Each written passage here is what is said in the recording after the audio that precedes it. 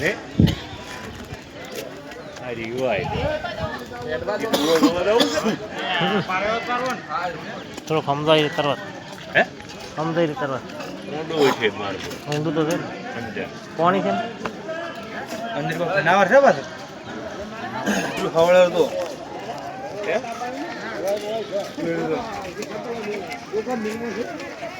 એક બીજું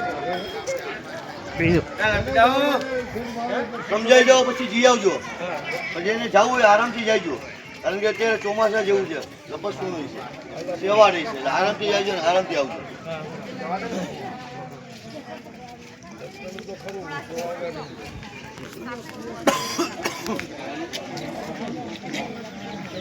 હવે જો હવે સાંભળો વર્ષો પહેલા 5 વર્ષ કે 10 વર્ષ કે 20 વર્ષ પહેલા જ્યારે તમે જોવા આવેલા ત્યારે આપણે શું કહેતા અડી કડી હાલ શું કહેવાય અડી વાવ કડી વાવ ક્યાં તેને સામે જો ખોદકામમાં નીકળે આને કહેવાય છે અડી તેને કહેવાય કડી બંને વાવ છે અલગ અલગ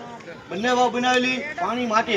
જ્યારે વાવ ખોદાવેલી વાવની અંદર પાણી નહીં આવેલું રાજ ચૂસી પાસે જોત જીવ આવેલો રાજ ચૂસી મતલબ મોટા મોટા બ્રાહ્મણ પંડિત લોકોએ કીધેલું કે મહારાજ આ વાવની અંદર પાણી જોતું હોય તો આ વાવની અંદર 2 કન્યા કુંવારી સગી 2 બહેનું એના ભોગ માગે છે બલિદાન રાજા કદમમાં જાન કરી ઢોલ પીટાવ્યો પણ કોઈ વ્યક્તિ બલિદાન દેવા તૈયાર નહોતું રાણક દેવીની 2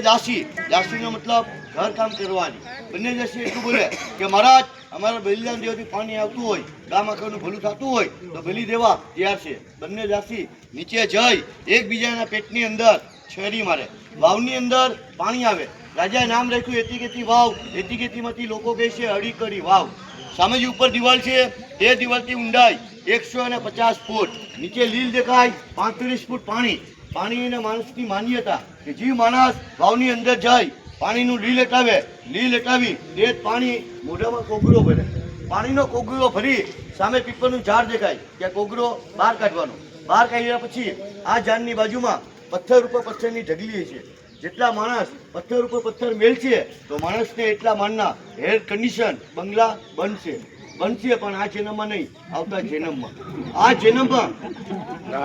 જન્મમાં કોઈ માણસને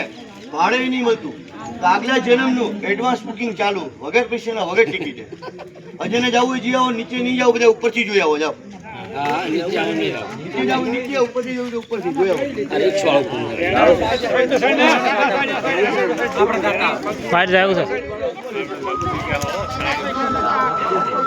આપણે